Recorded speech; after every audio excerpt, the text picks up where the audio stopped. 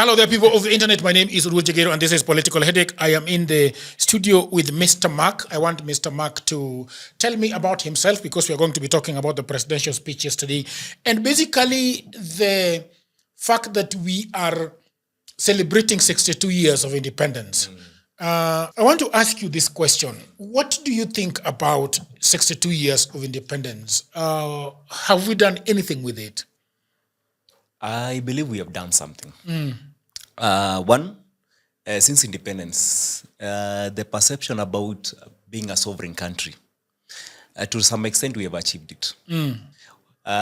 We can say that economically, we have the responsibility on making our own decisions. Before 1963, I believe the colonial government actually was the one who was making decisions. But currently, because of the subsequent governments that have come forth, we have been making our own decisions. But now, the decisions, we put a question on them. Have they been the right decisions ever since then? Jomo Kenyatta, Moi, Kibaki fairly, Uhuru Muigai Kenyatta debatable, and William Ruto the worst. Can you tell me a little bit go back and tell me a little bit about those two presidents? So we are starting from Kenyatta. What do you think about Kenyatta? I will not judge Kenyatta harshly because to me, 1963 paved the way for us to have a democratic country, if I can use that word. A country that we can manage on our own. But remember, Africa, we were not that familiar with the idea about governance of our own country. So the colonial government gave us a chance to rule ourselves. So Jomo Kenyatta was just trying. He was just gambling on what it means, governance. So by then, that aspect of being naive was very prevalent within the Kenyan people. So to me, there was some extent of greed on land.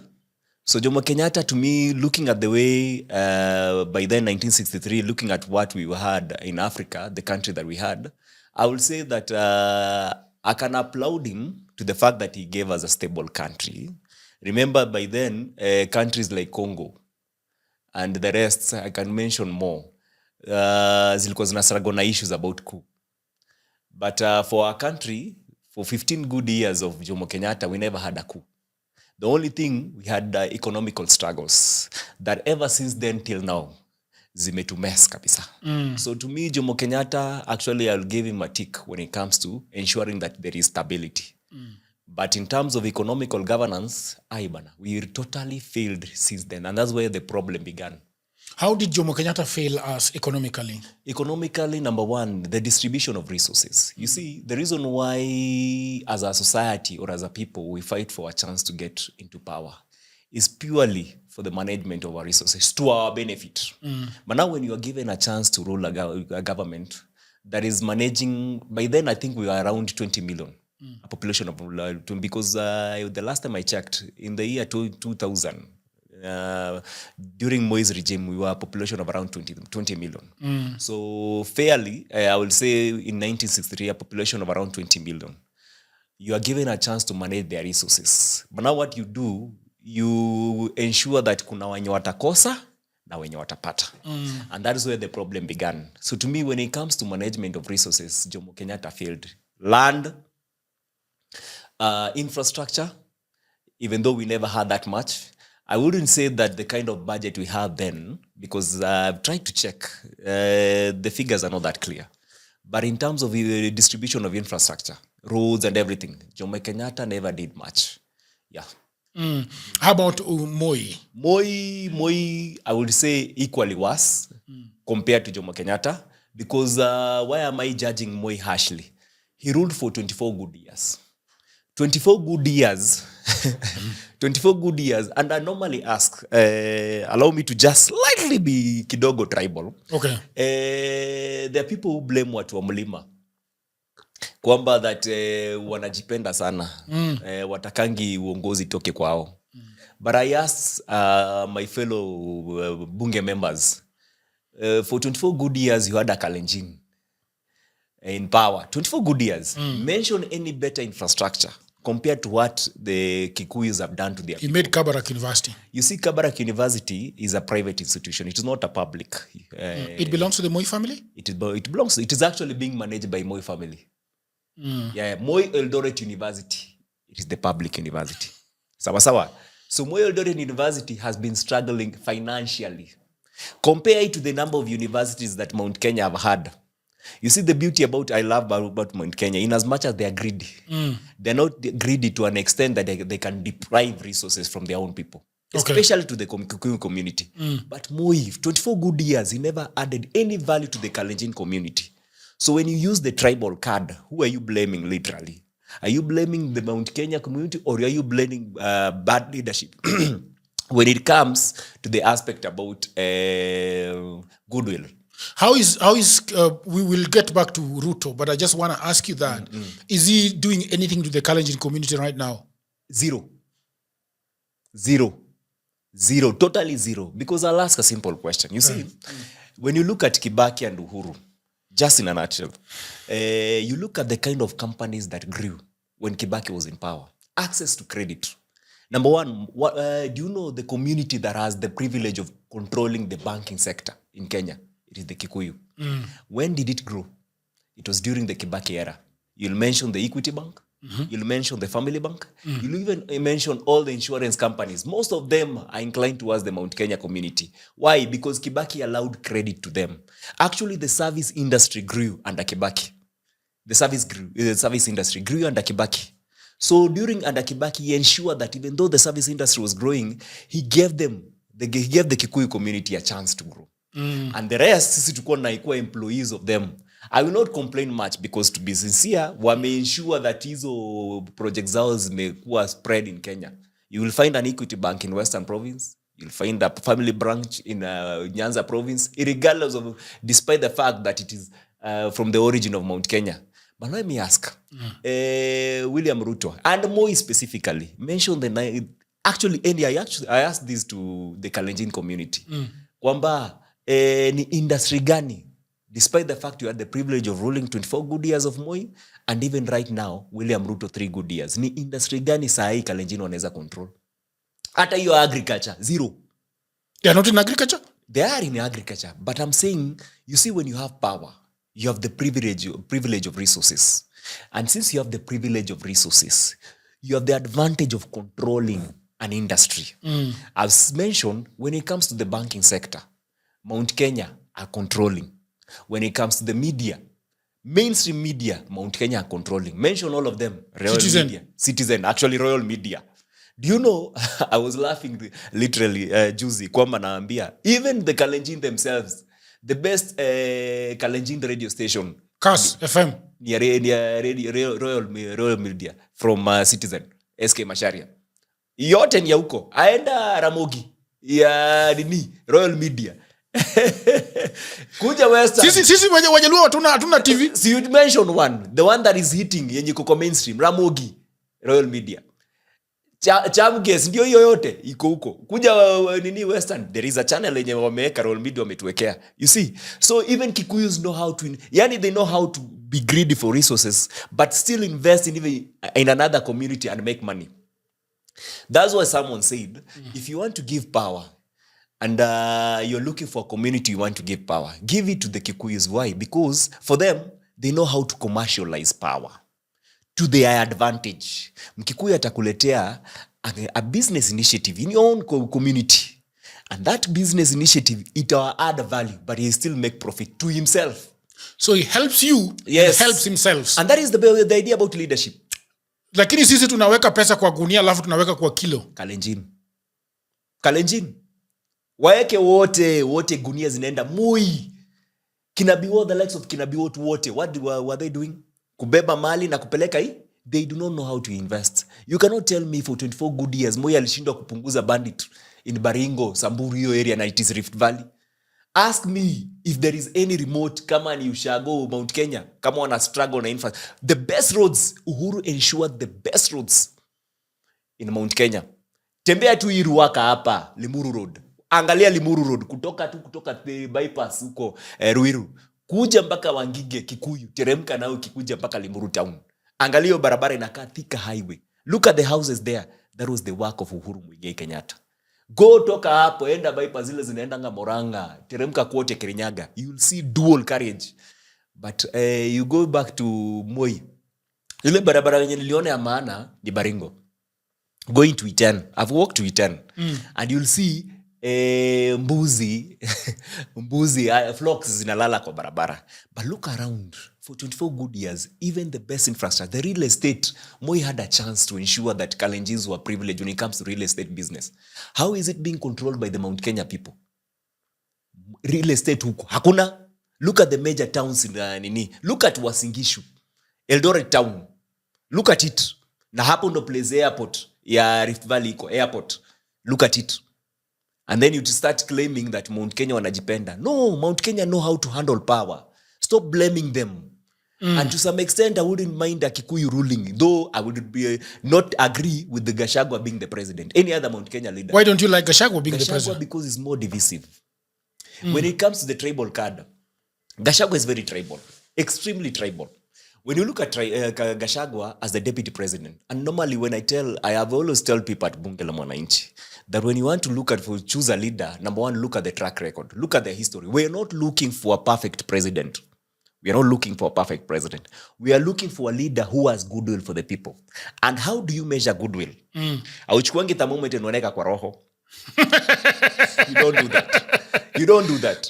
What you do, you go and look at their track record. Anytime they have ever had a public office, whatever they did in that office is what you measure. Ni nini alifanya in their past. So Gachagua had a chance to be a one-term MP. And then he had a chance to be within the executive.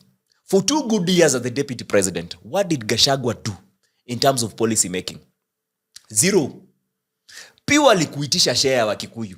But hata hiyo share wa Kikuyu kuuliza Gachagua, hiyo share, wakati alipatiwa share yake, because I understand he was given share, as per the argument within the two, William Ruto and Gachagua, hiyo share alipelekea wa Kikuyu? No, 0.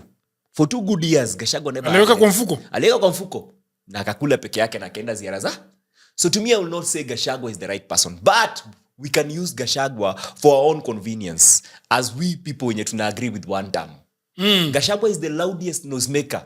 He thinks by making noise he's more relevant and more influential. No, we are just using him as the puppet to hit William Ruto because there is no one else in the opposition who's more loud than Gachagua. So his talent traitumia to our advantage. The same way he had a chance to become the deputy president, akatumia hiyo ofisi to his own advantage. Politics is all about interest. And as Kenyans, sisi wananchi tunafaa ku develop interest. When a politician... Sisi voters atunanga interest. We have never had interest. We have forgotten kwamba that sisi tunafuatanga interest ya wanasiasa. It is a high time that we look for our own interests in 2027. How? That is very... how? Yes. How in this way? We need to understand our needs. Okay. Our needs is what? We are looking for at least a better livelihood. The basic needs, zikuwe sorted. We are paying taxes. Tunalipa a lot of taxes through VAT, through pay. Zinachukuliwa zote zinaenda kwa serikali. So at the end of the day, hiyo pesa ikichukuliwa, does it sort our basic needs? And the government has the responsibility to ensure proper education, to ensure good healthcare, to ensure better roads, that is infrastructure. Sawa, and to ensure security. Ukitembea una feel uko safe. That is the responsibility of the government. Sawa, to ensure that the kind of house we have, kwamba our developers, even though they are being controlled by the private sector, zinakuja in the right way. Hii argument affordable housing ni biashara ya serikali na wananchi, which is totally wrong. How is it? Because I don't know the problem that a lot of people are having with affordable housing. What exactly is the problem with the affordable housing? You see, the concept began with Singapore. Okay. There was a man called Lee Kuan Yew. Okay. In Singapore. He began social housing, not affordable housing. And the idea was to remove his people from slums, actually. Sawa. So the idea was hakutax watu wa Singapore to ensure that wamewapatia nyumba. What he did, he looked for alternative ways of collecting revenue. And then he ensured kwamba gradually apunguze slum. It was purely not a burden to the people of Singapore because there were alternative ways ya collect revenue. But when it comes to William Ruto, what is he doing? Number one, ametax Mkenya, house levy. a person who has payee. Sawa sawa. Now my argument is just simple. Umechukua the highest amount of rent, and this one we did the research as bunge la mwananchi, so that we can be able to actually disqualify the argument about affordable housing. We did a research. Tukienda tukaangalia zile nyumba zenye ziko kwa slums, nyumba za mabati. The highest amount of money that mtu analipa for rent is how much? All of them. Utapata the highest in a ranging between 2,000 to 2,500. Actually 2,500 wewe umeishi ubabini na uko slum. They consider you. So the average ni 2,000. Sawa sawa 2,000.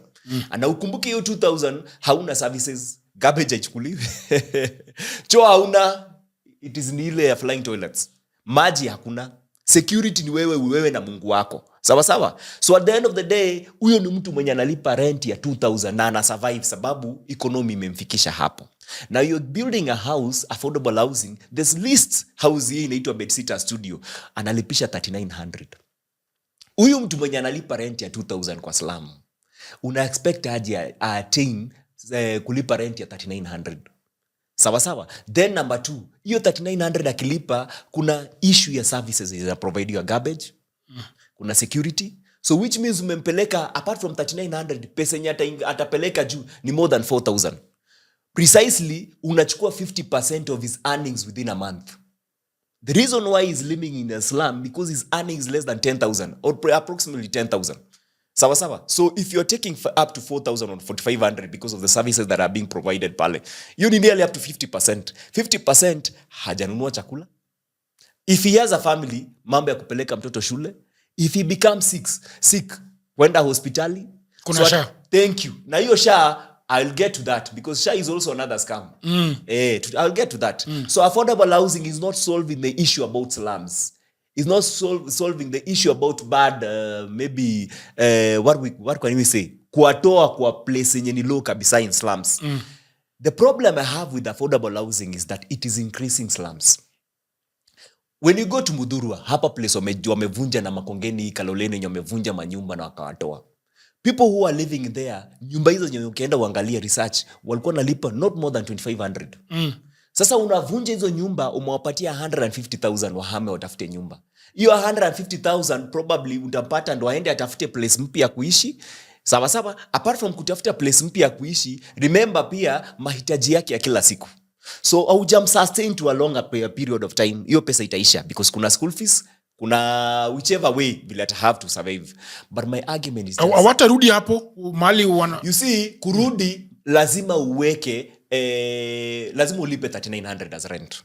Then if you want to buy a house, hiyo bedsitter studio, the minimum kuget hiyo nyumba is actually 600,000. 600,000. Unaweka chini kwanza ama kununua nyumba. Sio bedsitter, there is paying rent. Sawa sawa. You pay rent for 20 good years, that is 3,900. Sawa sawa. But now if you want to buy it, you have to put a deposit of 600,000. A deposit 600,000. Alafu unalipa ngapi per month? Itakuwa ni nearly, ndio utaendelea na hiyo 39. I don't know how the argument, but it is the least. Nilicheck ni 600,000. So the highest utapata ni nearly 1 million. Hiyo bedsitter, hiyo studio. It is factual when you look at it at affordable housing. The least is 600,000. You are telling me a person who's earning a salary of 10,000 shillings atafikisha 600,000 lini? So 600,000 atafikisha lini? My question is that simple. Is it solving the issue about better housing for the people? It is not solving. It is not totally solving. So William Ruto is not solving the issue. William Ruto is doing business with Kenyans' lives. He's doing business. Because when you compare it to Singapore never went that way. Actually, they actually took data of all those people who are living in bad houses.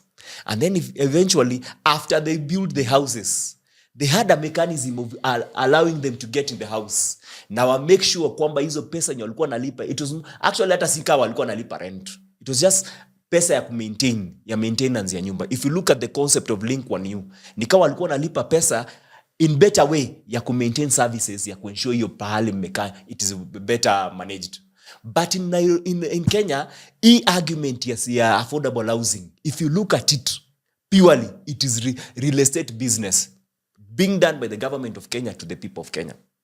And that is the worst problem I have with William Ruto. He's not solving the issue about housing. And it is not the responsibility of the government of Kenya to ensure affordable housing per se. I'll argue it by that. It is the responsibility of government of Kenya to provide a conducive environment. A conducive environment where hata huyu mtu mwenye anajenga nyumba ako kwa private sector wakijenga houses, it should be number one, affordable. Haumizi mwananchi, na mwenye amejenga at least anapata the expected profit within the right way. So that means that bei ya cement inafaa ikuwe chini, bei ya chuma inafaa ikuwe chini, bei ya everything that they use, scaffolding inafaa ikuwe chini. Thank you. The cost of construction must be at least manageable. But now, mimi am asking, if the cost of construction, mimi naangalia zile kampuni zenye ziko aligned to affordable housing. Devki ye mwenyewe anauza chuma. Devki is a beneficiary of the government. Beneficiary of the government. Beneficiary of the government. The reason why I'm repeating on that is simply because when you realize kwamba huyu mtu akona interest kwa serikali, precisely, then inamaanisha even the cost that is being incurred kwa hiyo affordable housing imekuwa inflated. To ensure that ile margin ya profit inafaa kupatiwana as kickbacks to the government iko. So which means nani anabeba hiyo burden? Ni mwananchi wa kawaida. The ripple effect itakuwa pushed kwa mwananchi wa kawaida. Kama bei ya chuma iendi juu haiko chini, obvious at inflate. So at the end of the day, ikifika pale, hiyo cost yote inakuwa tabulated kwa mwananchi wa kawaida. Mwenye haezi afford hiyo nyumba. So option ya mwananchi ni kufanya nini? Kurudi kwa slum. Na akirudi kwa slum, then congestion ina increase. Then hapo unauliza William Ruto, when you're talking about kutengeleza another expressway from Thika town to Nairobi. Tutaenda kwa hiyo kwa sababu iko kwa hiyo speech yake yenye I think you've jumped through Uhuru Kenyatta. You've talked about the things that Uhuru Kenyatta did. Let's go now to the presidential speech, sindio? And talk about it. He claims that the 7.5 million farmers have been brought into a single national digital database. I don't know how this is helping us. Simply taking people and putting them into a database. What do you think? How does this help Kenyans? You see, it does not help. Having data does not necessarily mean that you have improved the lives of those 7.2 million Kenyan farmers. I'll put it in this argument. You know, William Ruto,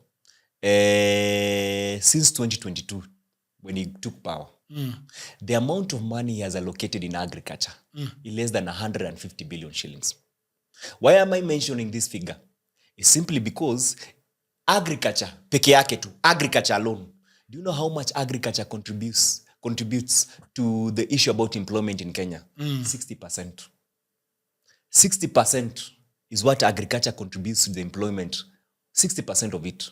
Meaning that even if you go to the most rural areas, utapata wengi wao ni wakulima. In the urban areas, zile chakula zinatoka huko kwa ukulima ndo zinakuja kuuzwa kwa retail stores na zinakuwa processed kwenda kupelekwa kwa exports nje. My argument will just be simple. If agriculture contributes to 60% of the employment in Kenya, why will you underfund it? Do you know agriculture, when it comes to the ranking, one of the kwa ministries zimekuwa well ranked in Kenya kwa government ya William Ruto. Agriculture does not make top 5 of it. Agriculture inakuja number 6 ama number 7. There is a reason why I'm mentioning this. It is simply because if kwamba agriculture contribute to at least 40% of our economy and 60% of the employment of Kenyans, and yet it is being underfunded, it means kwamba William Ruto does not have priority. And since he does not have priority, I liken it to this. When you look at Singapore has less than 1% of land for agriculture. Less than 1% of land for agriculture. Now, precisely, Singapore, when it comes to food security, it has one of the best food security abroad. Singapore, 90% ya chakula yenye wana consume, wana import. When you come to Kenya, tuko na land mass of around 500,000 kilometers square. 500,000 kilometers square. Land mass yetu peke yake imetupatia enough land for agriculture. Iyo peke yake ukiangalia pali penye unaweza sema watu wameishi. At least 200,000 yenye tunaweza fanya for agriculture. But mimi ile kitu nashangaa mpaka saa hii kuiweka into mambo ya agriculture, kumodernize agriculture na kuleta irrigation schemes, bado tuna import chakula of over 500 billion shillings. 500 billion shillings. To me, I would say, if you were to compare 500 billion shillings to what Rungu Kangata wa Muranga amefanya, Rungu Kangata has done something very interesting. And actually, William Ruto went there and launched your economical project yenye alikuwa anafanya in Muranga. Alichukua a plantation for around 3 billion shillings, akaiweka into the plantation of avocado ya kupeleka ko process na kupeleka nje, plus na mango juice, fresh fruits zenye zinatolewa Muranga. Ametumia 3 billion shillings. Equitable share na ile pesa yenye Muranga inategemeanga, it is not more than 10 billion shillings. Not more than 10 billion shillings. So at least amechukua 30% hiyo pesa akaiweka kwa agriculture. 3 billion shillings ime affect up to 90,000 farmers. 90,000 farmers. Affect meaning? Affect meaning kwamba 90,000 farmers wanalima chakula wakijua wanapeleka kwa ile hiyo kampuni yenye imewekwa pale, iprocessiwe ipelekwe nje. So kuna process, kuna Ebu explain how it works properly so that the people of the internet can actually understand what exactly is doing there. What I'm precisely saying is this. When you have a plantation, a factory, ya kuprocess avocado. Sawa in Muranga. Now. So the 3 billion was used to build the factory. Thank you. And all the function of the factory, processing and everything. Okay. Sawa. So, hiyo 3 billion yote, ule farmer mwenye ako pale, analima avocado na anatengeleza analima mango juice. Sawa. Akishapata hiyo produce yake kutoka kwa ukulima, anabeba, anapeleka kwa kampuni. Kampuni, because it is being managed by the county, inamlipa pattern kulingana na ile yenye imeagriwa pale ile weight, which means kuna revenue yenye huyu farmer anapata. Sawa. Kuna revenue anapata. So since hiyo revenue anapata, anarudi reinvest pale kwa kwa kununua fertilizer, kwa kuensure kwamba shamba yake iko in the right position, kuensure that hii productivity ya mango na avocado iko. Unajua kuna ile ya kulima ndio ukule na kulima kwa kuuza. So hiyo part ya kuuza, as long as mkulima anatengeleza pesa, then continuity itakuwa. Sawa. Kama continuity inakuwa, then inamaanisha mkulima kama anatoa produce kwa wingi, inamaanisha pale chini huo mkulima ataandika watu wa mkono wawili ama wa kumsaidia which means ame create another employment chance for employment. Now, if Irungu Kangata can use 3 billion shillings, that will affect around 90,000 farmers. 90,000 farmers. William Ruto is telling us that he's using 500 billion shillings kununua chakula nje. Yet tuko na enough land in Kenya of around more than 200,000 kilometers square in the arid and semi-arid areas za kufanya agriculture. But William Ruto is underfunding agriculture deliberately. 500 billion shillings is going into wastage. That is what my argument is this. So you can imagine if you take 500 billion. So the question is, Ruto is taking 500 billion and creating contracts of buying food. Thank you. So the question is, who has the contracts for buying this food from outside? That is where tunasikia watu wanaitwanga makatel. Na pesa inawekwa kwa kilo. Na inawekwa kwa kilo. Inapelekwa hiyo pesa 500 billion shillings. You know, mwananchi anafaa kuelewa hivi. If you take 500 billion shillings, uweke kwa economy ya Kenya. Uweke tu kwa economy ya Kenya. What will be the ripple effect? Only in agriculture sector. Do you know it has the capacity of to produce up to 9 million jobs salaried in the formal sector? And I'll prove it to you. Now we use the equation of Muranga only. Yes. 3 billion is equivalent to 90,000. Okay. Sawa. Now 300 billion shillings. Hiyo tu ni ile tu ya unananga ya shule ile unafanya hivi divide. 300 billion shillings inaingia kwa ngapi? You take 300 billion shillings times 90,000 over 3 billion. So cancel billion na billion ya 300 billion. Imebaki 300 na 3. Ukichukua 3 ucancel moja na moja inakuwa 100. 100 times hiyo 90,000 it comes to 9 million. So which means 300 billion shillings it affects 9 million salaried people. 9 million salaried people paying pay peke yake. Do you know how much pay ina contribute to our economy? 1.3 trillion shillings. Or five, actually, let me put it this way. The people who were salaried in 2022 by Uhuru Muigai Kenyatta were a range of 5 million. How have I got it? In a simple way. Kwamba, the people who were contributing in NHIF, peke yake, informal na formal. Kwa formal sector, wenye walikuwa na contribute ni 5 million 2022. And asha, hapo ndo place una observe. And asha, the people who are in the informal, wenye wamekuwa registered, peke yake, ni around 25 to 28 million. The people who are formal, the same amount of figure, 5 million. 5 million to 1 million wenye wako kwa serikali. Because the government, when you public servant, are up to 1 million. We use 1 trillion shillings to pay 1 million. So, the remaining 4 million ni private sector, wenye wako salaried. Our private sector ndo wanalipa pay. So, hiyo 5 million yote, collection ya pay to our economy, per every financial year inakwanga 1.3 trillion shillings. So you can imagine if 500 billion shillings can produce 9 million salaried Kenyans. You take 9 million, hiyo nimeeka, kumbuka the 5 million is constant even before William Ruto came into power, 2022. So you take a new 9 million yenye William Ruto amekuwa akiimport chakula 500 billion shillings. 9 million eka kwa 5 million, inakuja ngapi? Inakuja around 14 million. So if 5 million can contribute to 1.3 trillion shillings, you can put it times 2 because we have another 5 million on top. Ifike 10 million. Hiyo itakuwa 2.6 trillion. Eka plus hiyo 4 million. Itakuwa a range of around 3 trillion shillings. 3 trillion shillings yenye sisi wenyewe tumejitolea without even overtaxing Kenyans. Sasa unaanza kuweka VAT juu. VAT alone ina contribute 700 billion shillings every financial year. So that will be around 3.7 billion shillings without even borrowing. 3.7 billion shillings. So if you want to borrow and we have a budget year 2025, 2026 of 4.2 trillion shillings, tumebaki na deficit kidogo, you don't need to overborrow. Even if you just take 200 billion shillings, tushagonga 4 trillion shillings. What is the need of borrowing? William Ruto amesort the issue of unemployment, amesort the issue of developing infrastructure without even borrowing.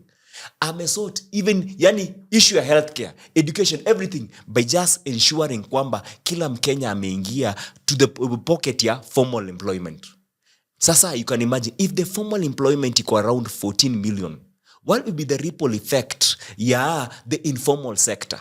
Because if you're comfortably earning a 500,000, you'll actually employ other 3 or 5 people, moja kukuchungia nyumba as a watchman, mwingine kama mfanyikazi wa nyumba, mwingine kama mtu wako kukoshia gari car wash, sawa, and a driver, sawa, and mtu wa kurania errands, sawa. So hiyo yote imeingia kwa watu wa mkono, the informal sector.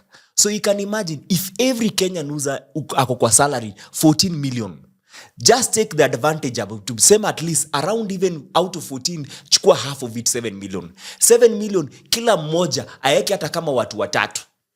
At least fairly some of them one more than 50,000. Huyo ni mfanyikazi wa nyumba na ule maybe mtu wa kurania errands tu. At least 7 million, just two. A ripple effect of how much? 2 times 7 yanakuwa 14. Plus your 14 around 28 million Kenyans. So perhaps the problem that Ruto is having is that he can't get Irungu Kangatas across the country. You see, William Ruto can be the Irungu Kangata. Is that so? You see, William Ruto can be Irungu Kangata if he develops goodwill. The reason are you saying that do we have any president in this country that has ever heard the goodwill that you're speaking about? Yes. From Kenyatta to Moi, to Uhuru Kenyatta, and now to Ruto. Who has ever had that goodwill? I'll give you a good example. You see, there was one man called Emilio Kibaki. Emilio Kibaki served under the Jomo Kenyatta government. Jomo Kenyatta was the government was responsible for actually total pilferage of our lands and resources. The kind of corruption that Jomo Kenyatta did, especially ikifika kwa mashamba, was extreme. And even when it comes to distribution of my economical resources kwa hizi communities zingine, my friend aliiba. Kuja kwa Moi, the kind of corruption that Moi had, ya kubeba pesa kwa bag kupeleka, was more. Yet Kibaki, under Moi, he served as a finance minister and as the deputy president. Precisely, if Kibaki vied in 2002, the perception would be, since alikuwa kwa Jomo Kenyatta, na alikuwa under Moi, then the trend will continue of stealing. The trend will continue of stealing. So hapa ungejudge kwamba huyu jamaa hana goodwill. Ni ngumu. Because amekuwa kwa serikali ya Kenyatta na amekuwa kwa serikali ya Moi.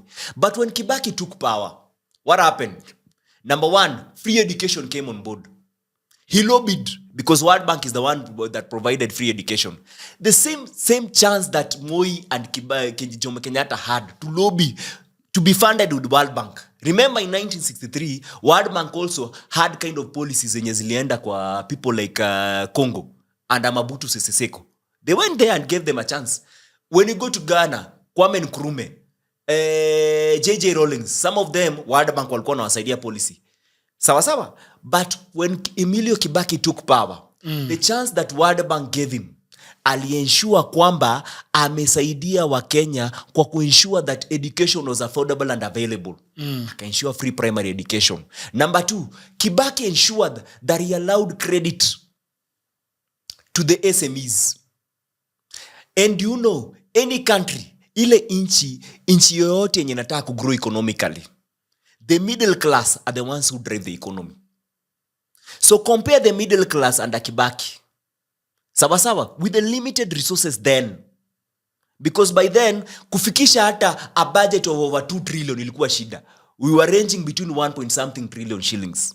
And right now, we have William Ruto with a budget of 4.2 trillion shillings, times 2 ya Kibaki. But Kibaki, yeye mwenye aliensure kwamba the credit was available to service to SMEs. And when the SMEs were given allowed credit, what happened? Number one, banking sector by the private people, the businessmen, ili grow. Which means if the banking sector grows, iyo branches zikuwa distributed evenly in the country. What does it mean? Ule mkulima wa kawaida mwenye ako nyumbani anaweza enda kwa bank na akope. Akope at an affordable interest. Na akikopa at an affordable interest, where does he go? Anachukua hiyo pesa anaenda na reinvest. Do you know the principle of borrowing is not for you to cater for your basic needs? You borrow to ensure kwamba unaenda kufanya investment somewhere. So that your investment ikikuja, unaensure umepata mapato, profit na umelipa deni. But what has William Ruto done? That's why I'm comparing Kibaki and William Ruto. Kibaki with a budget of less than 2 trillion shillings. William Ruto with a budget of around 4.2 trillion shillings. Now, yesterday I was very shocked. And you see, I wondered why Kenyans were clapping for William Ruto. When William Ruto said, kwamba, Hustler Fund will provide 80 billion shillings to around how many Kenyans? 25 million Kenyans wamekuwa kikopa Hustler Fund. Na hiyo kopa 25 million Kenyans wamekuwa kopa Hustler Fund. My problem is just one. Wamekuwa kikopa hii pesa kufanya nini? 25 million Kenyans wamekuwa kikopa to provide for their basic needs. Huyu ni mtu mwenye vile tunafanyanga Tala na branch. Pesa ya kulipa fee ilikuwa imekosekana, amekopa, amerudisha. Pesa ya kulipa rent imekosekana, amelipa. Leo manze chakula hakuna. Maybe salary imedelay kidogo, kopa unalipa. Hauna fare, kopa unalipa. Sasa my friend, if you are borrowing to provide for your basic needs, my friend, sasa when will you borrow to do an investment? Which means Kenyans, most of them, 70% of Kenyans wanaishi from hand to mouth. And the president is standing there comfortably anasema kwamba 25 million Kenyans have borrowed out of 80 billion shillings. My question will just be simple. How do you measure goodwill? Look at Mwai Kibaki, the kind of initiative he brought in our economy. He's the first president to introduce a dual carriage road. Thika road. Yenye tulipi. Yenye tulipi. Kwanza hata vizuri umesema yenye tulipi. Jomo Kenyatta and Moi never did it. Emilio Mwai Kibaki brought it Thika road, akaiweka dual, ikaingia. Wakati hizi za Ruto ziko aje? What is the idea? You see, number one, you need to understand the mentality of William Ruto. Anytime you see William Ruto doing a project that is more than 1 billion shillings, jua hapo intention yake si ku provide service kwa Kenya. Intention yake number one ni kuiba for corruption purely, to make profit for himself. And I'll prove it in this way. You see, I can argue this way. The total amount, I'm using the word assuming, the total amount of Uhuru Muigai Kenyatta borrowed for 10 good years was 7 trillion shillings. 7 trillion shillings. The amount of money that Uhuru alipata in 2013 was 1.7 trillion shilling. Deni. The amount that Uhuru Muigai Kenyatta aliacha in 2022 akitoka was 8.7. So 8.7 minus 1.7 anakuja 7 trillion. So Uhuru Muigai Kenyatta, for a total of 10 good years, aliborrow 7 trillion shillings to our economy. Hiyo ndo public debt. Now, ukichukua between 2022 to 2025 sahi, ile yenye William Ruto ameongeza ni 12 trillion shillings. Kuna pahali nataka uelewe so that you understand kwamba William Ruto yeye mwenyewe the amount of money anasema ana borrow for infrastructure na PPP, he already has it. But to be sincere, amefunika wa Kenya so much to a point they cannot interrogate the reality when he borrows. 12 trillion shillings 2025 to 2022. Ukisubtract 12 trillion shillings minus 8.7 trillion shillings, ile pesa yenye Uhuru Muigai Kenyatta aliacha ni 3.3 trillion shillings, which means kwamba William Ruto ameongeza 3.3 trillion shillings. He can argue about interest. I'll give him the benefit of doubt. Sasa tunataka kufanya a pure postmortem of William Ruto na pesa yenye amechukua. You see, William Ruto pesa yenye anatumianga kwa salaries pekee. Pesa yenye ametumia kwa salaries pekee for the 3 financial year ni 3 trillion shillings. Ile pesa yenye amebudget for the 3 financial year ni 12 trillion. Sawa sawa? Now, why am I saying so? The first financial year yake ilikuwa 3.7. The second financial year ilikuwa 3.7. That is 2024-2025. The third financial year ilikuwa 2025-2026. Alieka budget of 4.2 trillion shillings. Ukieka yote totally inakuja 12 trillion shillings. 12 trillion shillings tunataka kuweka for the 3 financial year, 12 trillion shillings. Imefanya nini kwa economy? Tutaanza kumtolea zile vitu zenye anasema amelipa. Number 1, amesema analipanga salaries in as per the sentiments of John Mbadi. Per every financial year, kulipa public servants of around 1 million, anatumianga 1 trillion shillings. So for the 3 financial year, William Ruto has used 3 trillion shillings kulipa salaries. Toa from hiyo 12 trillion, inakuja 9 trillion shillings. Hiyo tumeweka kando. Tumebaki na 9 trillion shillings. 9 trillion shillings, William Ruto is claiming for the 3 financial year, ile pesa yenye ametumia kuservice debt, kulipa deni, ni around 4 trillion shillings, inclusive of mpaka interests. Sawa sawa? So inclusive of around interest yote ni 4 trillion shillings. 4 trillion shillings minus 9 trillion shillings, inabaki 5 trillion shillings. Sasa William Ruto is telling us kwamba he's looking for 5 trillion shillings for the roadmap of making Kenya to be Singapore. But yet for the 3 financial year, he has held 5 trillion shillings in his hand.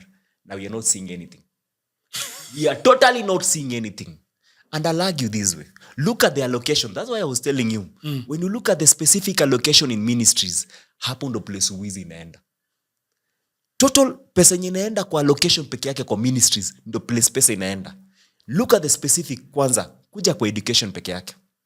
Kwa education anasema he has hired 76,000 teachers. Thank you. And by next month, another 100,000. Now, wacha nikusaidie hivi. You see,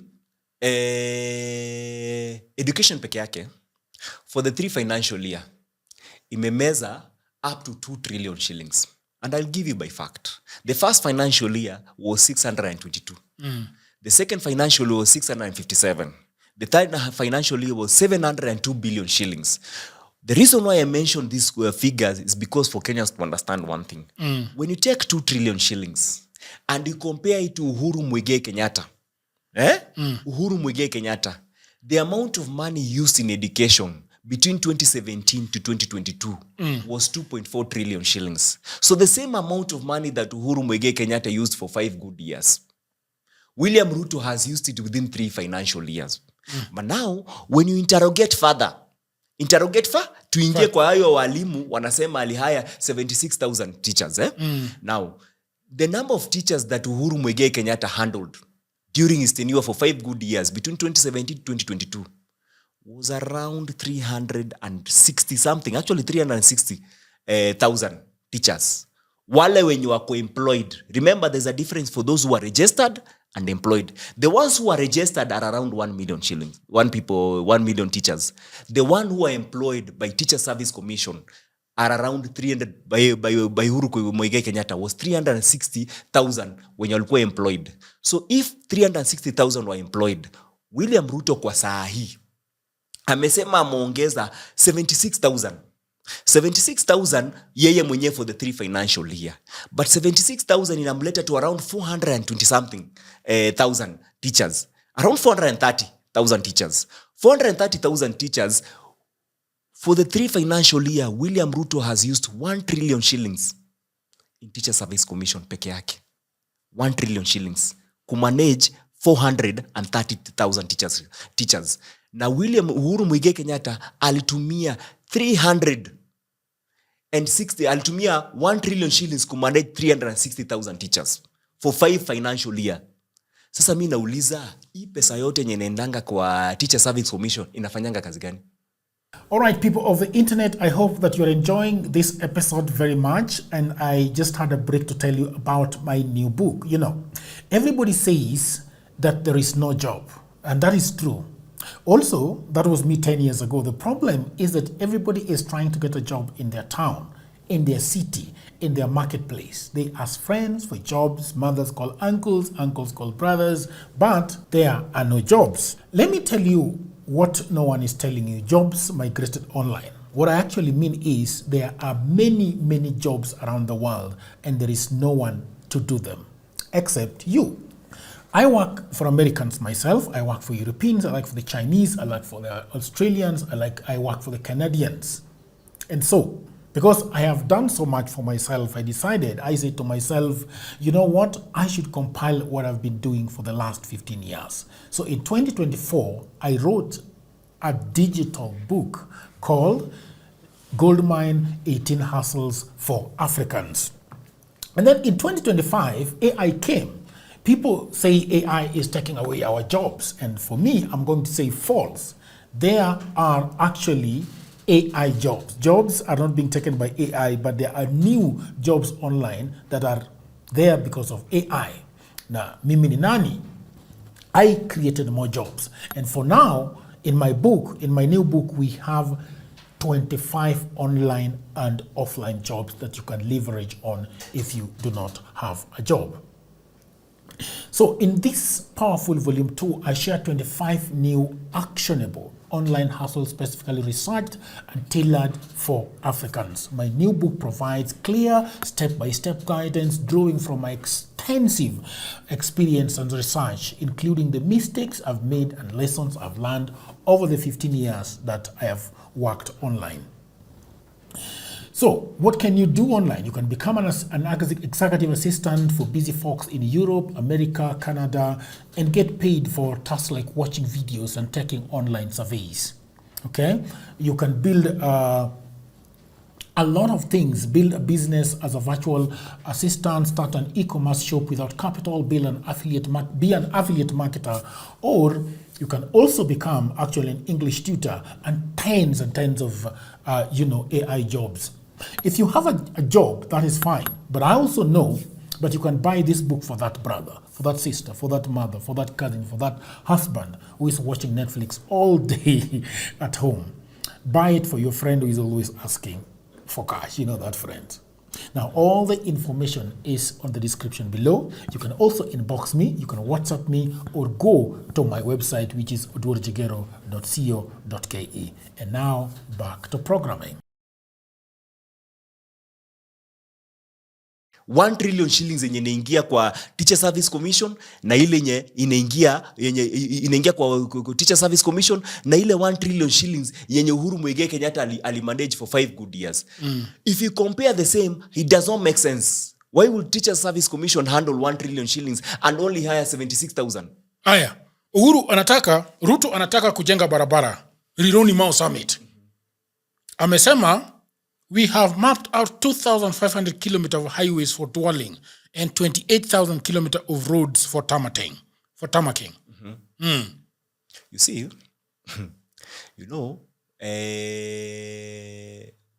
when William Ruto talks about developing a road, Mau Summit, Na hiyo Mau Summit amechukua pesa ya NSSF. Amechukua pesa ya NSSF ya wazee 180 billion shillings ameiweka kwa Mau Summit. Ameiweka kwa Mau Summit as PPP.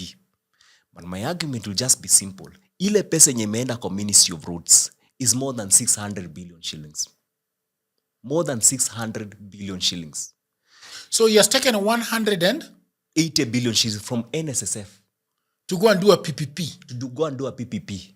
But he has the money allocated in the Ministry of Roads for the 3 financial year is more than 600 billion shillings. Precisely, my argument would be that if you were to just take 180 billion shillings and distribute it for the 3 financial year that William Ruto has done, just take 60 billion shillings and develop Mau Summit per phase. First phase, second phase, third phase. But right now, William Ruto would be standing yesterday at Nyayo Stadium and launch Mau Summit since aingie kwa uongozi for the 3 financial year. He has had that money in his hand. But yeye because of his own greed, ile pesa yenye redirectiwa kwa inapelekwa kwa ministry inakulwa. But pesa yenye ya wazee yenye wamesave kwa NSSF anaenda anaichukua anaiweka kwa PPP. Me I'll ask a simple question. Ile pesa yenye inaenda kwa ministry inafanya kazi gani? Because he has had an equal chance ya kuensure kwamba 180 billion shillings imetumika pale na Mau Summit ingekuwa imeisha. He had other chance. Out of 600 billion shillings, just putting 60 billion shillings for the 3 financial year is already 180 billion shillings. He has had 600 billion shillings for Ministry of Roads. Inje. So to me, when you ask me, does William Ruto has goodwill? He does not have goodwill. Totally, he does not have goodwill. Yeye kusema ukweli anauza perception. William Ruto is selling a perception. Na perception ndio siasa. You see, I will liken William Ruto to one dictator called Hitler. When Hitler wanted to control Germany, he sold a perception. He started telling Germans kwamba, by the way, tunataka kutengeleza Germany kuwe great. And he used a philosophy, actually economical ideology called autarky. Now, autarky is where self-made economy, where mnajitegemea wenyewe. Na mkijitegemea wenyewe, it is not sustainable. So number one, he took advantage of that narrative na akaiuzia kwa wananchi. Now, towards the vile alikuwa anawapeleka into war, what happened? Ile ideology yake economical argument alikuwa na totally made Germany ika struggle economically. So to me, when I look at William Ruto, what William Ruto is doing is selling a perception. And perception is poorly politics. That is where I have a problem with William Ruto. William Ruto, yeye badala afanye kazi, he's selling a perception. Anatuuzia Singapore. Anatuambia kwamba Kenya must be Singapore in future. But now when you look at the argument of William Ruto, akiangalia, akisema lazima tukue Singapore, his implementation na ile pesa nyana collect per every financial year does not make sense. It is, kwanza, if there is a government that has the responsibility of total wastage, extreme wastage, ni William Ruto. Let's turn our heads now to opposition and the issue of one term. If you are saying that Ruto is one term, because I've heard you talk so much about mathematics, subtraction, addition, division, and all those. How does William Ruto become a one-term president? You see, William Ruto become a one-term president by simply 2 things. Number one, the election of 2027, it is not a tribal election. It is an economical election. And as long as William Ruto is not solving the economical problem that we have as a country, then already, with the economical argument being in place, imemweka nje. Yes. That is part 1. Part 2, and this is where I speak confidently. As long as William Ruto does not have the majority, because the history of Kenya, every election tumekuwa tukienda the tribal way. As long as William Ruto does not have the advantage of the tribal card, hiyo purely ni one term. Sawa. Why am I saying so? 2022, William Ruto depended on 2 regions to win election, apart from zenye alienda, the tribal card. Kalenjin and Mount Kenya. Officially sahi, Mount Kenya wamemtoka. Would you say Mount Kenya wamemtoka ama you'll say the Kikuyu Mount Kenya wamemtoka? You see, because if you say Mount Kenya wamemtoka, then we are asking how did he win the Mbeere North? You see, Mbeere North, it is not a guarantee. It is not actually an indicator that William Ruto has the control in Mount Kenya. Because we all understand, kulikuwa na influence ya state machinery pale. Yes.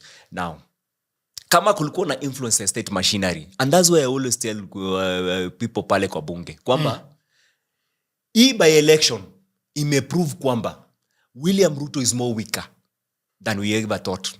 How so? Because if William Ruto used state machinery, na ile distance yenye alishinda nayo opposition was only 300, yani actually less than 500 votes. Yes. Less than 500 votes. Na hiyo less than 500 votes for a party, an opposition that is only 1 year old.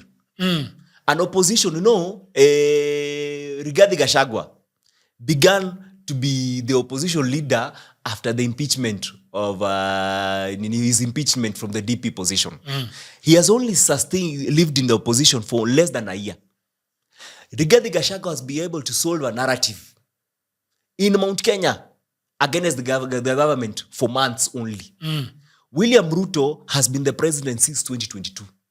Mpaka sahi, for 3 good years, against an opposition, Rigathi Gachagua, who has only stayed less than a year. Na since amekaa less than a year, me will ask a simple question. Wewe umekaa for 3 good years with the power, umeshindwa kuconvince the people pale so that they can give you a win by landslide. By landslide. Sawa sawa? 3 good years umekuwa in power, umeshindwa kuconvince. But an opposition that has only stayed for less than a year, only a few months, actually maybe around 10 months. And then that opposition is able to give you a run with state machinery. Unawashinda with only 500 votes. Who's more stronger? You tell me. Who's more stronger? An opposition that is less than a year and a government that has been there for 3 good years. A government that is controlling resources, which means the government should not be selling a narrative to the people of Mbeere. The government should be talking about the kind of results, the kind of work they have done. Unaenda pale unasema simunaona barabara, vile anasemanga barabara simunaona nimejenga, hospitali nimejenga, affordable housing nimejenga. That should be enough to convince the people of Mbeere to give you a landslide. But now, wewe umeenda against an opposition that has only been there for less than a year, only 10 months. An opposition that is able to build a narrative against a government that has been there for 3 good years. 10 months. Then they are able, unawashinda na only 500 votes. Who's more weaker? The government is more weaker. Okay, great. So then assuming, how much do you think, do you know the total votes in Mount Kenya in entirety? You see, my argument will be around 7 million. Okay. 7 million in Mount entirely. Kenya. All 11 counties that are being controlled by Mount Kenya, by Kikuyu there. Yeah, how much do you think that in 2027, how much do you think he will get? Who? Ruto. William Ruto? Less than 1 million. Actually, around 200,000. Confidently. Really? Confidently. Why am I saying so? Is because William Ruto has used a dangerous card against the Mount Kenya people. Now, the dangerous card is this. The people who have invested heavily in our economy are the Mount Kenya people. Has he added value to the Mount Kenya people? No. Sawa sawa. He has only given them a position in the government. But in terms of their businesses, number one, if there are people who have been affected under this regime, actually if there is a government that has affected biashara ya watu wa mlima, ni hii. If there is a government that has affected biashara ya watu wa mlima, ni hii. So the Mount Kenya people are more angry to William Ruto. How has this government affected their business? Number one, tuanze tu with the basic. Affordable housing imekuja kugonga nani? The people who have invested heavily in real estate ni nani? Kikuyu. Thank you. Affordable housing, number one. If you use that argument in the basis, just in the layman way, affordable housing na wagonga, that is number one. Number two, angalia agriculture. Look at the amount of tea produce Mount Kenya walikuwa natoa time ya Uhuru and Kibaki. Na uangalie ile amount of produce zenye Mount Kenya walikuwa natoa kwa hizo cash crop na tea wakipeleka nje. Compare it now to a point yenye mpaka sasa Kenya is not the leading ikifika hapo. Unaona? That is number 2. Number 3, Mount Kenya has always enjoyed a privilege. You see, even if a privilege in terms of maybe positions. Yes. Even though they have a deputy president who's called Kindiki. But now Kindiki is not communicating their own language. He's not communicating the language that Mount Kenya want. What is Kindiki saying? You see, Kindiki anaka Gachagua amekuwa kumuita soprano for a reason. But I will say, but do you think it is because look, so let's imagine that we are talking about Luya land, right? And let's say Mudavadi. I don't know, who do you think is the leader of Luya land right now? Sorry, would you give it to Musalia Mudavadi or Wetangula? None of them. Okay, I'll give it to Natembea. Okay. Why? Okay, let's give it to Natembea. But is it really? Because which part of Luya land does Wetangula control? He was controlling Bungoma. Okay, and Mudavadi? Mudavadi never had a privilege of controlling any region. Okay. Let me put it this way. Mudavadi stood for the presidency in 2013. Okay. When he stood, that was total proof kwamba angeona his strength in Western Province. Now, the total votes that Mudavadi got was 400,000. In the whole country. Not in Western Province, in the whole country, 400,000. 400,000, Western region only gave him 200,000. The rest of it against a voter block of how many? A voter block of around 2.4 million Kenyans. Wow. 2.4, alipata only 200. That is less than even 20%. Let me ask you now the question. Assuming that Natembea is the leader of Luya land, do you think it is important for Natembea to call Mudavadi soprano, because that does not does not endear him to the people where that person is coming? So do you think it was wise for Rigiji to start calling the gentleman soprano, because he knows that this guy is coming from is Embu, right? Is Embu or Meru? Actually, Embu. Is Embu, eh? Was it really was it wise? You see, the argument about being wise in politics, it is a non-issue. For me, I will say, number one, how do you defeat your enemy? You paint them. There is a reason why Raila was always called Mganga. Would you say that Raila being called Mganga was wise in Mount Kenya? No. It's not the issue of being wise. It is the issue of entrenching the narrative to the people. You actually demonize the persona. So he wanted to. So what Wamnyoro has always done is to demonize Kindiki in his own backyard. Okay, not per se demonizing, because now. Why is he calling him soprano? To demean. Demonizing. And what as children of my father, how do I look at the person that is calling my father soprano? You see, as long as those children do not agree with you. You see, if your own children have disowned you as their father, then at the end of the day, any narrative that the neighbors will call you. Do you think the Embu people have disowned Kindiki? To some extent, they have disowned. Because me, I'll ask, if your own son is the deputy president, if your own son is actually supporting a candidate in your own region, na na support mtu mumpigie kura, and you being there, seeing your own son is there, you cannot give your own son a landslide. What are you telling? So you have disowned him. Yes. 15,000 disowned him. Disowned him. 15,000 agreed with him. 50,000 never agreed with him. Because now, let me tell you one thing. It should be a landslide. I'll compare it with the Kasipul. You see, the Kasipul people proved one thing. Kwamba ODM is Nyanza, and Nyanza is ODM. How? But it was not a landslide. My friend, you have 16,000. It is not a landslide. Okay. Because Aroko got 8,000. There's another gentleman who got 4. Thank you. And so the 4 plus that is 12,000. Because that's a protest vote against ODM, which is 12,000 against 16,000. Against 16,000. So you cannot claim that to be a landslide, honestly. It can't be a landslide. Because unless you're just deciding that Aroko is the only enemy that you have, but you had 3 enemies that was going against ODM. We had Aroko, we had Mani Mabior, and we had the other gentleman.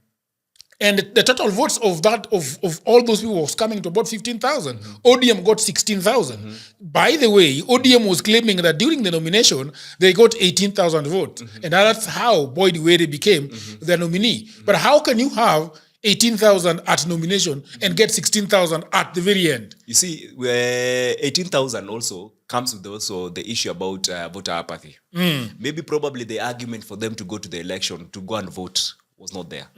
But anyway, that motivation was not there. Anyway, let's go back to how Ruto takes over, how Ruto fails in 2020, in 2027. You're saying that majority of the Embu people are not going to vote with the Kikuyu majority. So you are claiming that Ruto will only get 200,000. 200,000. From where? 200,000. From Kindiki's area. 200,000, I will not say from Kindiki's area. But 200,000, you see, the whole total region of Mount Kenya, I would say there are people who totally disagree with the conversation that Gachagua has. There are Kikuyus who are very liberal, non-tribal Kikuyus, who when they look at Gachagua, they totally dislike his kind of politics. Why am I saying so? Is because when William Ruto, towards the election of 2022, was looking for deputy president, remember very well, William Ruto mentioned names for those who are to be chosen as their deputy. Among them was Mudavadi, Kindiki, Anne Waiguru, and even Rigathi Gachagua. Now, the surprising thing is this.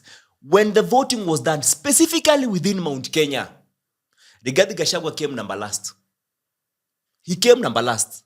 When they were trying to get the DP. The DP. So precisely, that kind of perception about Rigathi Gachagua was still there from the onset. By the way, he's not a liked character.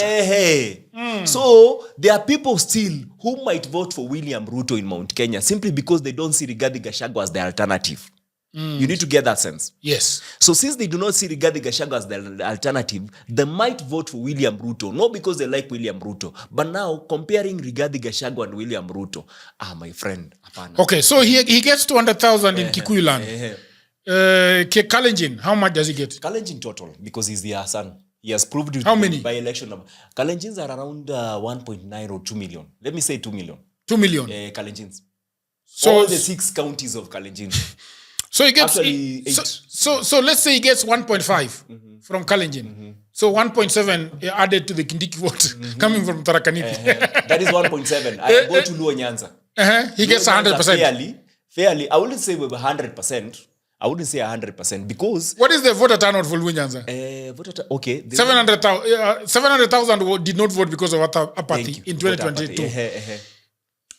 So give it a million. You want to give them a million? I can give him a million. That brings his total tally to 2.7. 2.7. Then go to Northeastern. No, Luya. Before you come back. Okay, for Luya, I'll say we have a total voting block for around 2.4 million. So 2.4, I'll give William Ruto around 600. 600,000. So that brings his total tally to? We had 2.7. 2.7, yes. Plus 600. Yes. That will be around... It's crossed the 3 million mark. 3 million mark. Go to Northeastern, 100%. 100%. Which is? They have a voting block of around 900. 900. So voter apathy, give him 600. 600. Okay. He'll actually clock 4 million. 4 million. So 4 million. 4 million is the total votes that I'm bunching for William Ruto. Okay. But now against the opposition. Which is, let's go to the opposition. The opposition, confidently I would say, this one I normally say, around 16 million votes.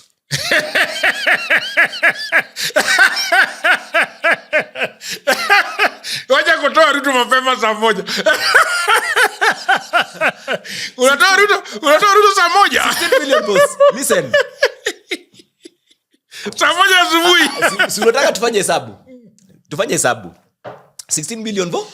16 million votes. And actually I'll prove it. Yes. 16 million votes. Okay. The total voting block, at least, IBC registered, inakuwa ni 22. Yes. So, sema 2 million at least hiyo, maybe wakatai. Around 20 million. So, 20 million, tumeshapatia William Ruto 4 million yake. Imebaki 16 million. Now, where do we get the first 16 million votes? Tunaenda kwa Mount Kenya.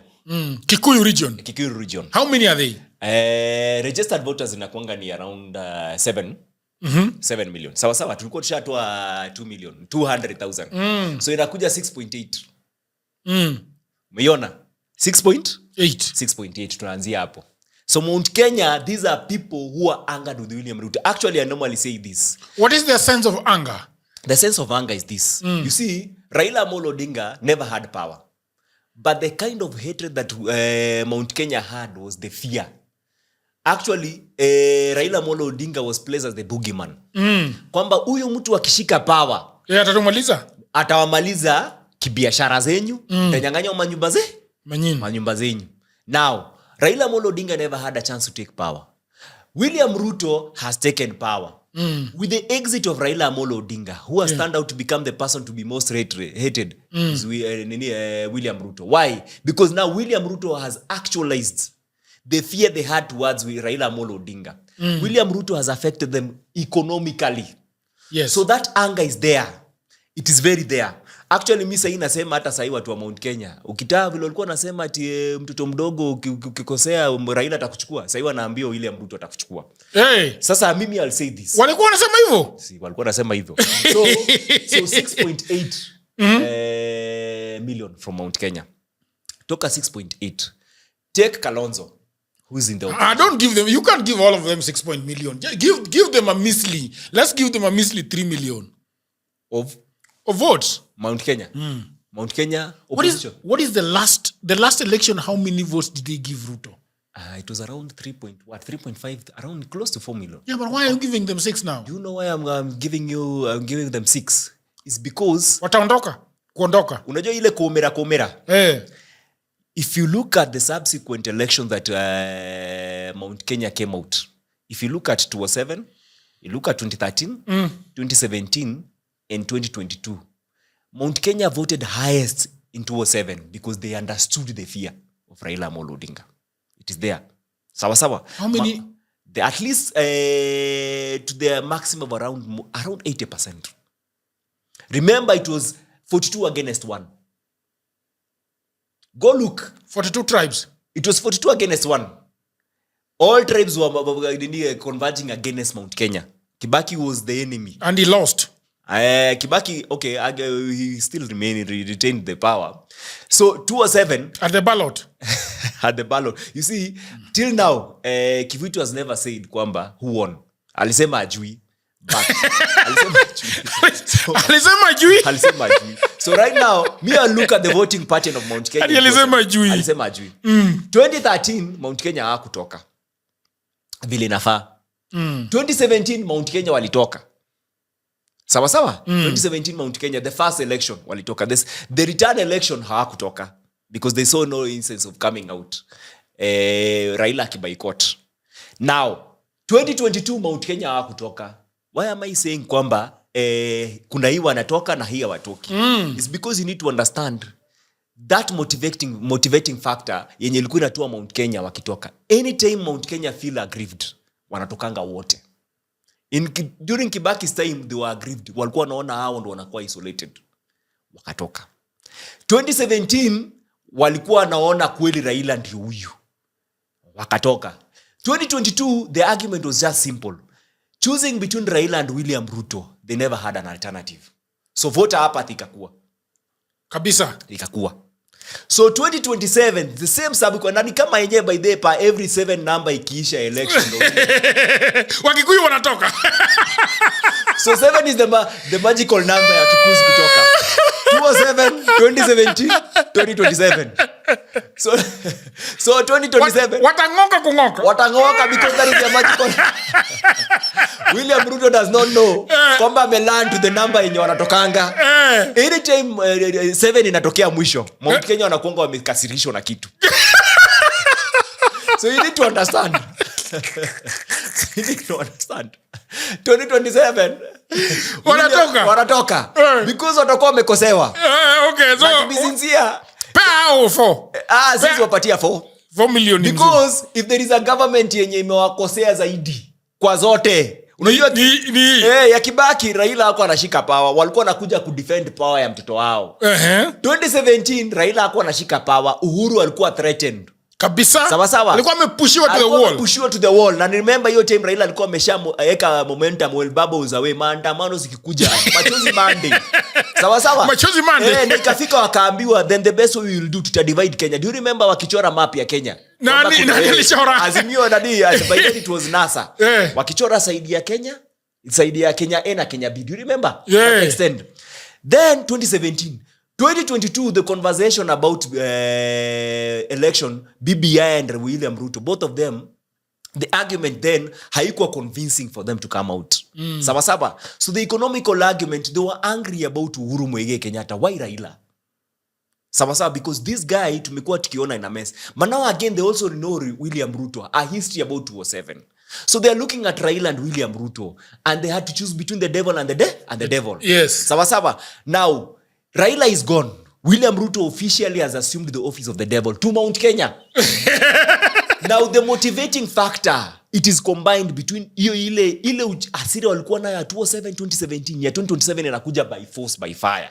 So 2027 wanatoka. And to me, let me not lie to you, Mount Kenya will deliver more than 6 million votes. They will deliver. I can bet on it. Okay, let's give them 5. I will not. 6 million votes. Okay, 6 million. Okay, 6 million. 6 million votes. Sawa. 6 million votes. So 6 million votes, Mount Kenya ndio wako nayo. Toka kwa Mount Kenya sasa.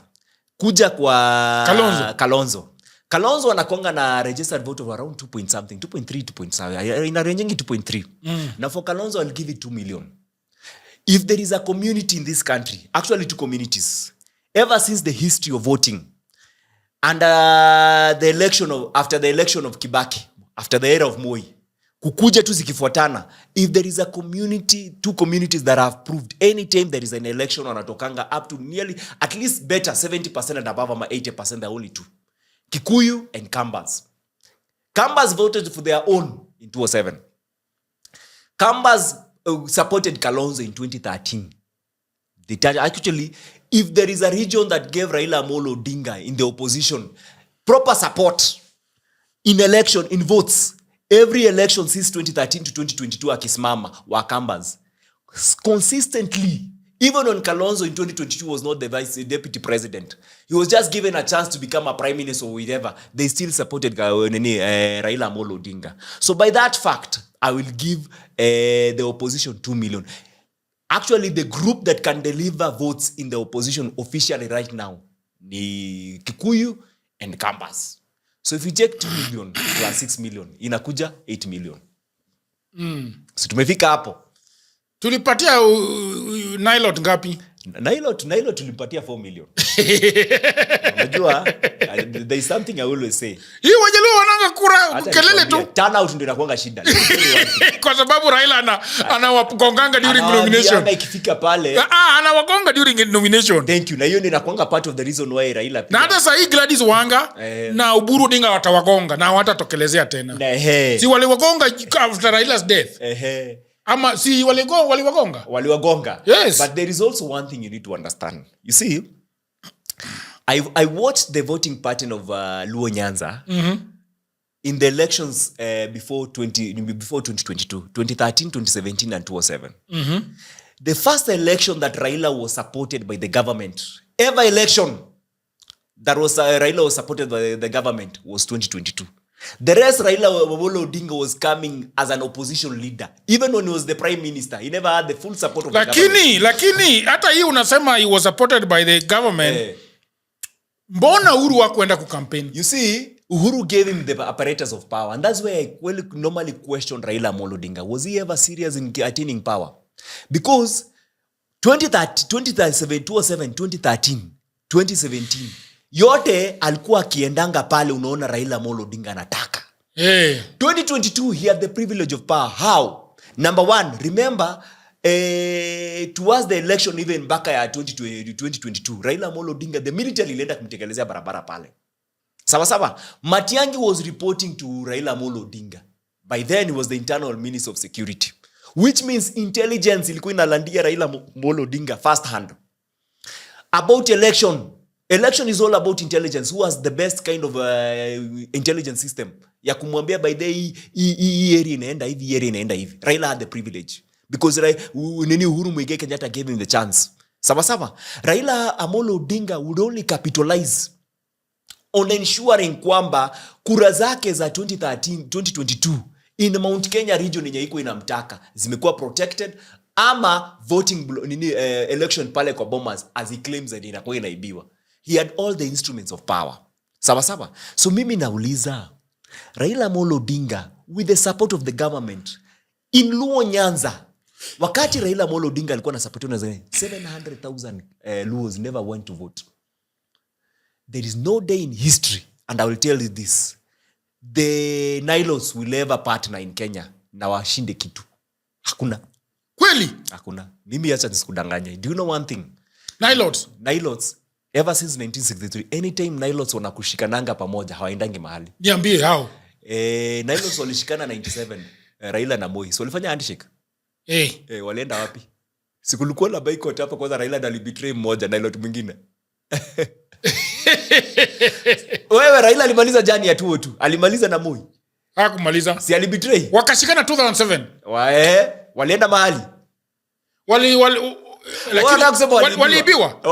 Mimi sijui kama waliibiwa. Sababu because my argument is just simple. You see, you can say waliibiwa au hawakuibiwa. Sawa. Raila, okay, there was a perception Raila won in 2007. There was a perception. But now, that perception was interrogated in 2013. The person who was highly supported in 2007, how comes in 2013 alishindwa kuconvince such kind of a similar support in 2013? Yet now he was a prime minister. That is why he brings the question. 2007 and 2013.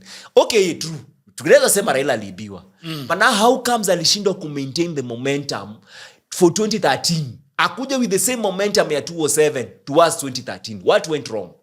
It's because there's something about Raila Amolo Odinga. What is it? Raila Amolo Odinga, to some extent, I will actually, when I'm talking about Raila Amolo Odinga, I also acknowledge that amefanya something positive. So the viewers should not see me that I'm a hater of Raila Amolo Odinga. By the way, do you support the naming of the stadium? I totally support, actually. Okay. I totally agree to it. But now, there is also the nature of Raila Amolo Odinga, him being a politician. Okay. There is that being a statesman, which he has contributed to the multi-party and also the new constitution. But also the nature of Raila Amolo Odinga being a politician, the one we called Agwambo. You see, that part comes with a lot of betrayal. Raila Amolo Odinga is also a betrayer of people who have fought for him. How? You see, when Raila Amolo Odinga 2007 was given a chance as a prime minister, the person who contributed to him being a prime minister was who? You can say. The person, say that again. The person who actually contributed to Raila Amolo Odinga being a prime minister in 2007 was who? William Ruto. Thank you. Did he give him a chance as a deputy prime minister? Because it was actually officially then the person who actually gave you the best support was William Ruto. There was supposed to be how many ministers? There was supposed to be a deputy, right? There was Uhuru Muigai Kenyatta was the deputy prime minister by then. Upande ya Kibaki. Raila Amolo Odinga never gave William Ruto a chance. He actually gave Mudavadi the deputy prime minister. The vice, I think the deputy prime minister. And when he gave Mudavadi the deputy prime minister, towards the end of that period, 2007 to 2013, Raila Amolo Odinga was the first person to fire William Ruto as a minister. People argue about corruption. But now that corruption actually, when you look at the argument of William Ruto, had some inclination also with the Odinga somewhere. Because their name, Fidel Odinga, was mentioned. So how do you fire a person who purely, yeye mwenye na mtoto wako, wamekuwa mentioned in corruption? That was betrayal. And that's why I normally say, kwamba, when Nilots combine, they never go anywhere in the history of this country. Sawa. So that was the second force yenye Nilots waliungana. Now, the third one was this. Do you know, for the first time, if there is a handshake that Raila Amolo Odinga has done, and he has struggled to explain himself to the people of Kenya, was this one of William Ruto. He really struggled. He really struggled. Why? Because Nilots cannot agree. They cannot agree on power. It is their nature. Look at Sudan everywhere. They never agree. Don't go there, my brother. They never agree. You see? You're saying something that actually I totally agree with. And I think that if you look at this country, the people that have planted this country the most are actually Nilots. And if you look at I would always say, I've never liked Raila Odinga. Because I think that Raila is one Nilot that did not love Nilots. The way he treated Luo Nyanza was very bad. Every time he went to the government, made a handshake with the government, there was nothing coming down there. Now you agree. Yes, there was always nothing. It was him, Karara Pond, his family, and his friends. That was all Raila would do. Okay? Even during this time, si alipatia Nambadi si rafiki yake kitambo. Alipatia Wandai, rafiki yake kitambo. Name all of them. All the people that are in government right now are his friends. The people that are governors in Luo Nyanza are all his friends. To talk kwanza na Gladys Wanga, bosom friend. Go to the most useless politician we've ever had in Luo land, James Agri Orengo, his friend. Go to Nyong'o, who claimed that he was going to turn Kisumu into Singapore, has swept Okingudinga Street and said that now he has turned Kisumu into Singapore. Have you heard him saying that he's turned Kisumu into Singapore? Actually, but you see, I will not put the blame purely on Raila Amolo Odinga. I'll blame it in the mentality of Nilots. What is the mentality of Nilots? You see, in Nilots, kingship is by birth. Okay. In Bantus, kingship is by assumption of a position in power. Merit. Purely merit. Why am I saying so? Is because the same thing that happened to the same thing that has happened between Raila Amolo Odinga with the people of Luo Nyanza is the same thing that has happened in Kalenjin. They have had two instances, opportunities of holding power. What value has an equal Nilot called Moi and Ruto taken to the Kalenjin community? Zero. So it is the issue of Nilots per se. They never understand how to handle power. Look at South Sudan and the Nilots there. They have completely ravaged and stolen that every shilling that country has had. So wameja Kenya. Here, just down the road here. Pesa yote hapa. Yes, wameleta hiyo pesa yote hapa. But they cannot develop their own home. They cannot develop their own home. So Nilots should never be in power. Are you agreeing? No, I think that Nilots should just change their mentality. We are no longer cattle rustlers. So when you know our mentality of cattle rustling. Your mentality ya cattle rustling. Like we see something tunanyakua inakuwa yetu. Raila has been doing cattle rustling in Luo Nyanza the whole time. Yeah, naona he did not want Raymond Omolo to be in government. He did not want who to be in government. He kicked out Owidi from government when he shook hands with Uhuru Kenyatta. With Ruto. He kicked out David Owalo, Eliud Owalo. He wanted to kick Raymond Omolo. He wasn't able to do that. You know, Luanga is now the biggest Nilot in Nyanza. She wants to kick out everybody that does not want. In fact, right now, the whispering that is in Luo Nyanza right now is at Wandai, Badi, everybody that is in government is standing on a very shaky ground because they don't know. When Ruto goes back to Luo Nyanza and asks, how do we work together? You'll say, sisi tunataka work together, but the people that you have there are not our friends. And do you think that even if Ruto changes those names and he puts other Luos, will the mentality change? No. Thank you. So the issue is Nilots by nature. So now, we cannot say that Nilots should not be leaders of this country. We are saying that Nilots need to change their mentality. Okay, I agree, but it will take time. They need to change their mentality. Because even if you look at Luo Nyanza right now and the Irungu Kangata, do we have an Irungu Kangata in Luo Nyanza? You had one. Which one? You chased him away. Who? Raphael Tuju. Raphael Tuju. No. Raphael Tuju ni kitambo. But he performed. No, but Raphael Tuju ni kitambo sana. So you're talking about currently? We are talking about the devolved government. None. Which is a shame. But so, precisely, you cannot tell me with a population of around maybe 3 million or 4 million Luos in Luo Nyanza. Now even not putting away the registered voters. Population tu peke yake.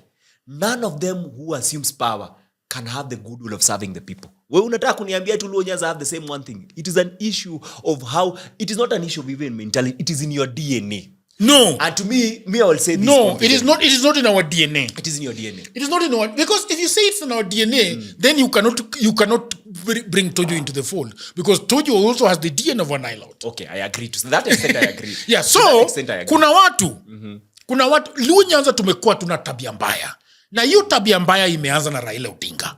Okay, because he has been there. Actually, the Odinga family has been there. The problem with the tabia mbaya ya Raila Odinga ni kwamba Raila Odinga, when he was still alive, he did not believe in Luos coming out and being independent. So wewe vile unaongeanga, if you decided to talk against Raila Odinga, like you are talking against Ruto right now, I'll be chased away. You will not be an MP, you will not be an MCA, you will not be a governor.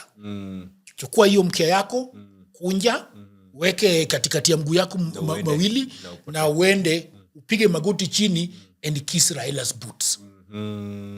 That Orengo tried not kissing Raila's boots, and he was thrown out in the cold. Nyong'o tried.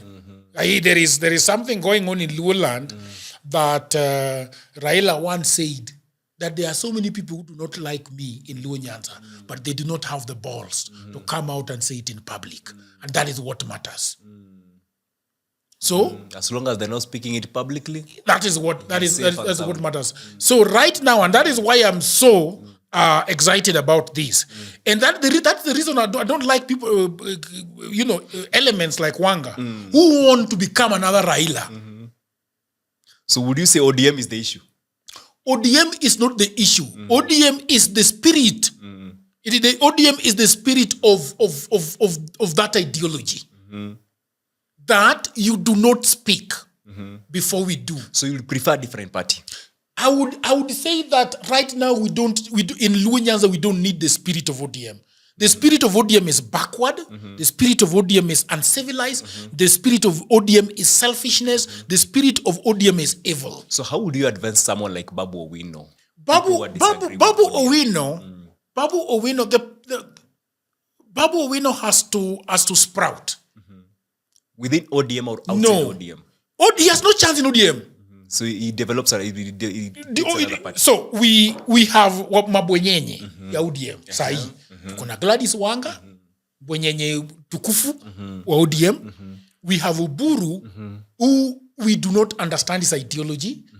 And remember how he was put into as the party leader against the constitution of ODM. And remember how he went there during the morning of Raila Odinga. If you look at the way Oburu Odinga became the party leader of ODM, go back to 2007, how Martha Karua made Kibaki the president after dusk. That's exactly what they did. And the reason why they were rushing to have Oburu Odinga as the party leader was the fear of the inheritor. Because in Luoland, we have families and their estate. So we have Oburu Odinga, we have Raila Odinga, and then we have Jaramogi Oginga Odinga. So we have the estate of Jaramogi Oginga Odinga, we have the estate of Oburu Odinga, we have the estate of Raila Odinga. ODM was the property of Raila Odinga and was in his estate. In his will, ODM is one of the things he's supposed to give out to his people. But what happened? In the night, when Winnie Odinga, when Odinga Jr. were mourning their father, the property, which is ODM, sneaked its way into the Oburu family. But let me ask, you see, even if Raila Amolo Odinga wanted to give it to within his own family, who would he give? Because there's none. But you see, that speaks to the bigger problem of Raila Odinga. Because when he took ODM and pocketed it, when he decided that he's the party leader by consensus, since 2006, the constitution of ODM that was written by one Imanyara, when he went quickly and registered it, post this referendum of 2005, there was a constitution that saying that after 5 years, they have to come up with a leader. Raila Odinga did not allow ODM to have any elections until his death. Even Sefuna, who claims to be the honest guy, is there illegally because the SG of ODM has to be elected every 5 years through NEC. Sefuna has been there for 7 years. Why on whose authority is he the SG of ODM? You also need to understand that the person who has contributed to maybe the ODM getting that proper publicity in the country and becoming a national party was Raila Amolo. But be honest about it. You cannot run around the country preaching the 2010 constitution and how you ask people to put sufurias on their head to go into the streets because apparently somebody is going against the constitution at the national level. You are going against your own constitution back at home. So where is the honesty? You see, the honesty comes here. Raila Amolo Odinga was real to the nature of politics in Kenya. We have seen an instance where people who get into a party and sabotage a party from within. Ababu Namambo was one of them when he was going to vie for the SG seat. How did he sabotage the party? You know, when you are campaigning for the position of an SG, but you also accept to receive money for campaigning from an enemy from outside the party. People, it was actually assumed that William Ruto then was the one who was funding Ababu Namwamba to vie for the SG. You don't want to say that's propaganda? You see, in politics, propaganda is a part of politics. Because now you can say, ni propaganda. But do you know propaganda also carries some truth? Because we can also say that even in Bunge la Wananchi, there were people who were funding people like Joaquim. People like Oyugi were being funded. Do we know the funders? We know. Because it was a reality. They have had who was funding Joaquim? You see, Joaquim has had a conversation about his own party leader, Jim Wanjigi. So at the end of the day, he has had a conversation. He himself has actually confessed at Bunge la Mwananchi that Jim Wanjigi was part of his funder. Yes. So, and why was Jimmy Wanjigi funding him? You see, Jimmy Wanjigi is also a politician who has interests. Because I think that when you are going for a particular seat, you look for funds. You look for funds. It's like politics is money. Yes. And so why would we have a problem if Ababu Namwamba was a friend of Ruto and he went to Ruto and asked him for money? Thank you. Because Ruto can actually give him money to just go and vie, and not necessarily to destabilize ODM. We all know whoever gives you money controls your narrative. And the mentality, actually the ideologies that revolve around William Ruto by then and even right now, they are very retrogressive and against the principles by then Raila Amolo Odinga was standing for. But Raila joined him. And that's why I'm saying, if there is a handshake that Raila Amolo Odinga has struggled, you see, if there is a handshake that Raila Amolo Odinga has struggled. This is why they have always called the Kamba leader, Kalonzo Musyoka, a watermelon. And he's very honest about being a watermelon. There are politicians in this country who are also watermelons. Like, I think Raila has been a watermelon for a long time. But a wise watermelon. I mean, that is open to argument. Yeah. Because what was the wisdom of him joining Moi? What was the wisdom of him joining? Well, I understand the wisdom of him joining Kibaki in 2007 because apparently to save the country from burning. Even 2017. Yes. What was the wisdom of him joining Ruto? Convenience. You see, Raila Amolo Odinga has been the beneficiary of opposition anytime there is chaos in the country. And is that for himself or for the country? Both. Because many times when Raila Amolo Odinga has gone against the government, something positive has always come, apart from the one that he did in 2024. Anytime government, the Raila Amolo Odinga has gone against the government. He went against the government in 2002, we got Kibaki, one of the best president ever, who helped us grow economically. In 2007, he went against Kibaki, he vied, he became the prime minister.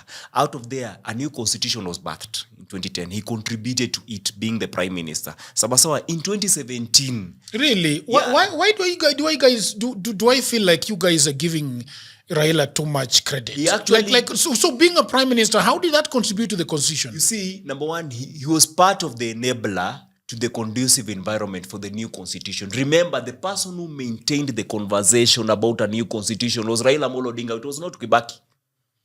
The person who championed for the new constitution. And he was alone. You see, even though he was being supported by other people, but the person, you see, when you are given a chance to become a leader in a government, and that you use that position to influence for the positive results within that society, we credit you.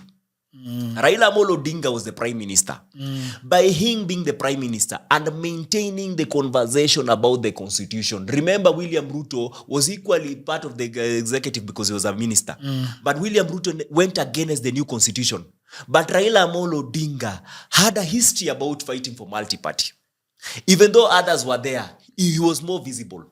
So towards 2013, when he contributed to the bringing in of the new constitution of 2010, yenye meleta devolution sai, we credit him. Okay. Sawa. 2017, he went against Uhuru Muigai Kenyatta. Then, after 2017 to 2022, look at the stability of the country by then. Okay. Even though corruption was still there, but the stability was very clear. Actually, if there is a president in this country who has contributed to the roads infrastructure, to the best infrastructure ever since 1963, is Uhuru Muigai Kenyatta. Look at roads. He's the best. Sawa sawa. So Kibaki gave us an economy. Uhuru Muigai Kenyatta gave us infrastructure. Sawa sawa. Now, come to 2022, William Ruto, what has he given? William Ruto, if there is a president who has overtaxed Kenyans since 1963, is William Ruto. Now, about removing him, and in all fairness, agreed that Raila helped this country. May his soul rest in peace. Who becomes the flag bearer of the united opposition? Anyone else apart from Gachagua. Why am I saying anyone else? You see, you do not need a strong enemy against William Ruto. You only need a united opposition to go against somebody that is likable to all parties. Someone who's likable, someone who has the interests to actually has some traits of performance. You know, when you look at Kalonzo Musyoka, I always say this. Kalonzo Musyoka performed very well as a vice president during him negotiating for peace talks abroad as a shuttle diplomacy. There are no major scandals revolving around Kalonzo Musyoka in terms of corruption. Look at Matiang'i. You might also implicate him when it comes to mambo ya abduction. Sawa? Yes. But now, we also ignore that Matiang'i contributed to the growth of our education when he was the Minister of Education. Do you know the person who reduced the minimum of going to campus from B+, I think it was B- or B+, to C+ was Matiang'i in 2016. By the way, can I, people, well, I'll ask you this after this. Thank you. You see, Matiang'i has a history of also performing. Matiang'i, I liken Matiang'i to the one man called Link Wan Yew. A benevolent dictator.